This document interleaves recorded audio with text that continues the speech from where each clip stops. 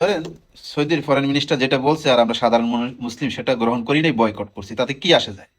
বা আমরা ভিডিও দিলে তাতেই বা কি আসে যায়? আমরা কি যুদ্ধের কোনো পরিবর্তন ঘটাইতে পারবো? যুদ্ধের পরিবর্তন আল্লাহর হাতে, যুদ্ধের জয় আল্লাহর হাতে, যে সঠিক পথে আছে আল্লাহ তাকে জয় দিবে। এখন এই যুদ্ধটা না ছিল কোনো ধর্মীয় যুদ্ধ, না ছিল কোনো মাযহাবের যুদ্ধ, না ছিল সিয়াসুনির যুদ্ধ। এটাকে বিশেষ করে রাজনীতি চাল বা স্বার্থের চালের কারণে এখন মাযহাবের যুদ্ধ বানিয়ে ফেলতেছে। এখন কথা হচ্ছে, যতদিন ইরান আমেরিকা বা ইসরায়েলের বিরুদ্ধে যুদ্ধ করব ততদিন আমরা ইরানের পক্ষে। যখন ইরান সৌদি বা ইরান দুইজনে মিলে যুদ্ধ করবে তখন আমরা নীরব থাকবো, কেননা আল্লাহ যে সঠিক পথে আছে তাকে জয় দিবে। এখন কথা হচ্ছে, আপনাদের এটাও মনে করে দিই, বর্তমান সৌদিতে যারা ক্ষমতা আছে তারা কিন্তু হুজুর পাক সাল্লাহ সাল্লামের বংশধর নয়।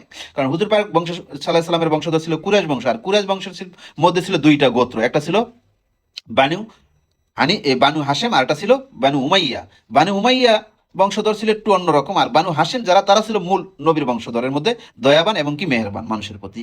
আর এই বর্তমান আল সৌদ যে বংশধর, এরা ছিল বানু হানিফ। তারা বানু হানিফার বংশ গোত্র। এই বানু হানিফার গোত্র ছিল সেলফিশ, স্বার্থ।